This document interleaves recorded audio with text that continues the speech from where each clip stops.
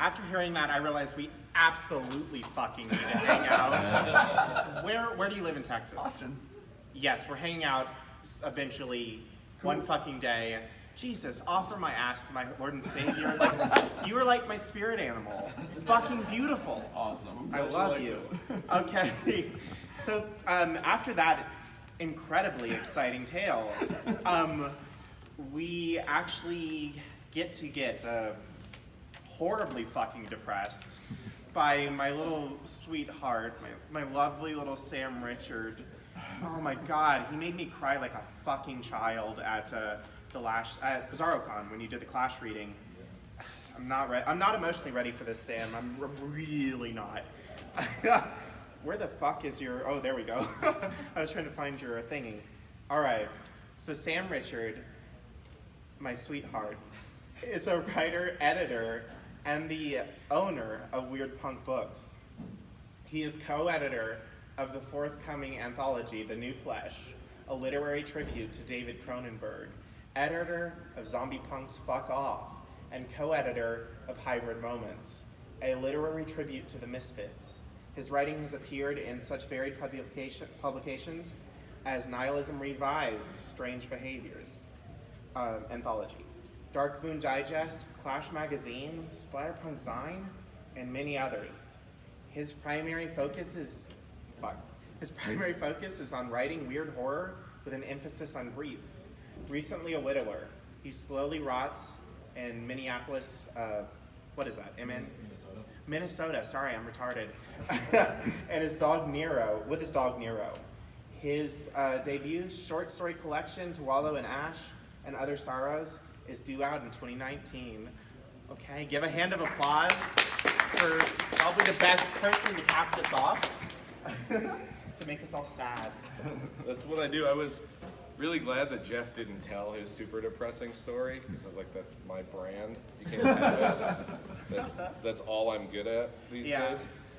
So I have like Lucy said, I have a short story collection. It's coming out in October through Nihilism Revised, To Wallow in Ash and Other Sorrow. And 9 of the 7 stories were written in the wake of my wife's death. On Tuesday, I celebrated the 2-year anniversary of her passing. So they're all horror and transgressive stories with a grief emphasis. And I'm going to read you the final story, which is part of the final story, which is the hardest thing I've ever written, and I've written a lot of really hard things in these past 2 years. This is me trying to weaponize the sexual relationship I had with her against myself so I could get over her.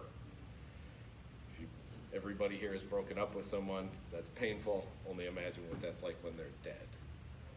So the first part of what I'm going to read is more the requiem. The later part is the weaponization. It's called Death Like Love. I looked down at her heavy, lifeless hand, cradled in my own, and knew this moment would stick in my mind forever. The breathing tube was still in her mouth, running down her throat and into her lungs. I tried to remember what it was like when she breathed, when she laughed, when she came. I flung myself on top of her, pleading for her not to be dead. Salt burned my eyes, my lips chapped and raw. I asked her how I could go on without her. I asked her why this had happened. I pleaded with neither God nor man, but only her. She wouldn't react. She wouldn't respond.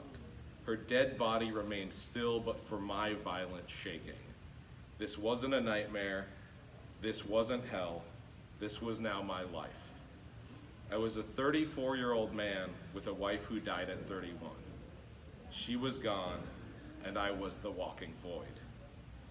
In 3 parts I was torn. The first and most powerful part wanted to join her, to end my own suffering forever. The second wanted to survive for her, as it's what she would have wanted. The third was an encroaching madness, which demanded I remember everything we had ever shared and asked for just one more moment together.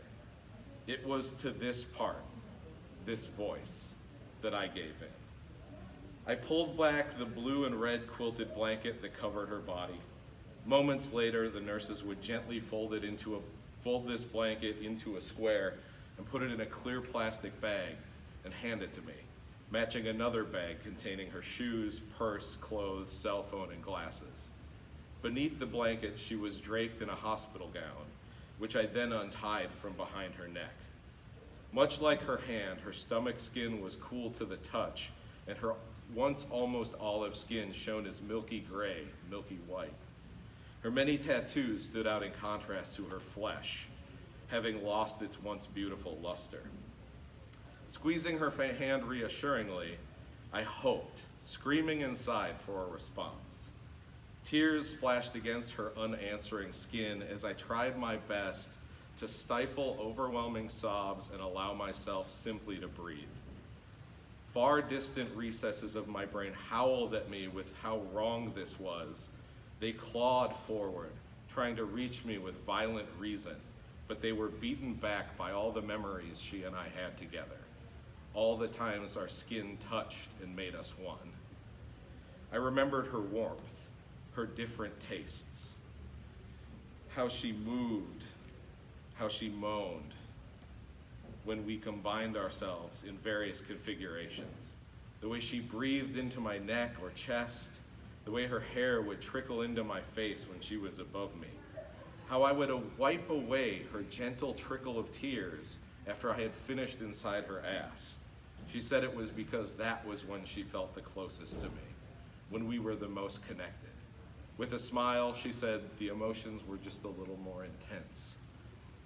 These thoughts were excruciating, the memories almost inaccessible. I tried to recall individual moments, not the collective ideas that were held about them. I grazed her cooling neck with my salt-chapped lips, kissing her while my tears welled in the hollow of her throat, creating a lake. My vision blurred, my eyes stung, my own throat coarse and raw. Struggling for breath through clogged sinuses, I worked my lips across her collarbone and over her hollow chest. The once steady rise and fall, the patter of her heart on my ear, were viscerally absent.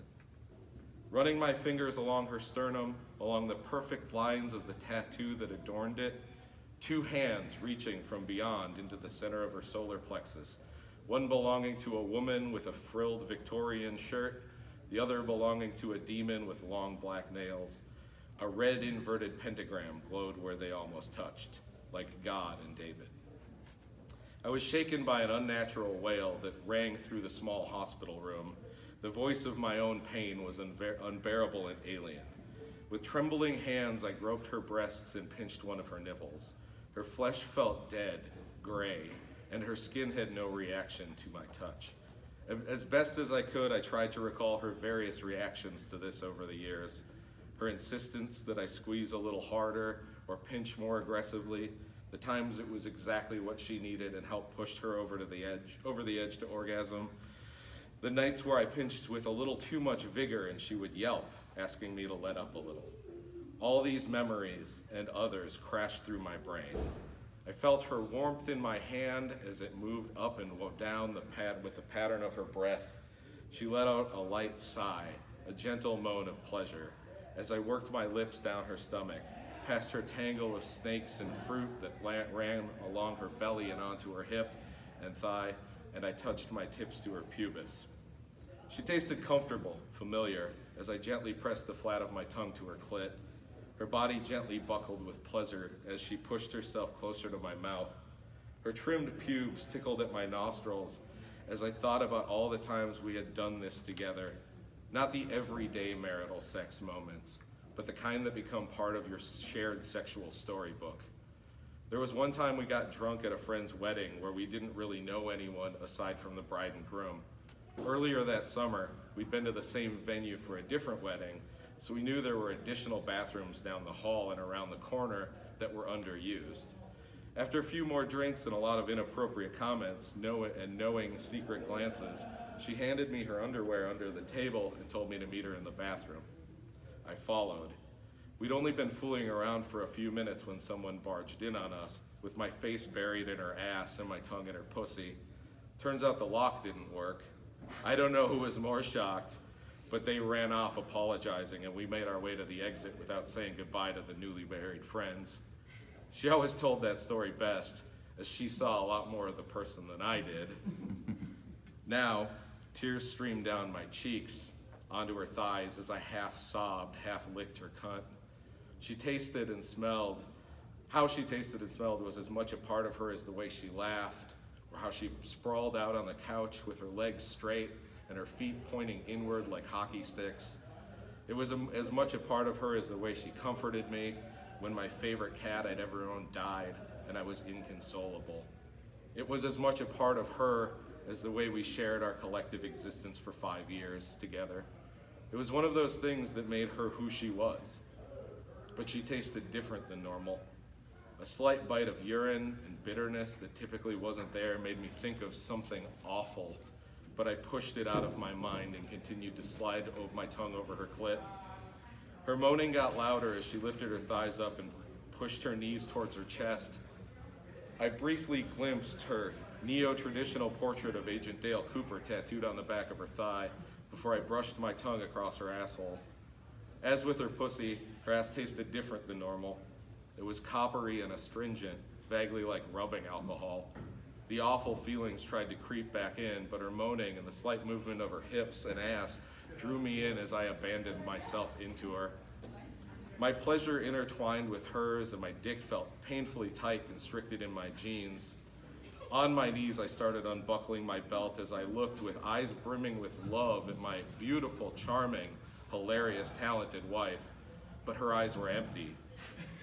Her body lifeless, her moans silent. There was nothing anymore. Nothing but the empty husk she had once inhabited. Nothing but cold gray flesh, loose inanimate muscle, vacant dead eyes, and a breathless, voiceless mouth.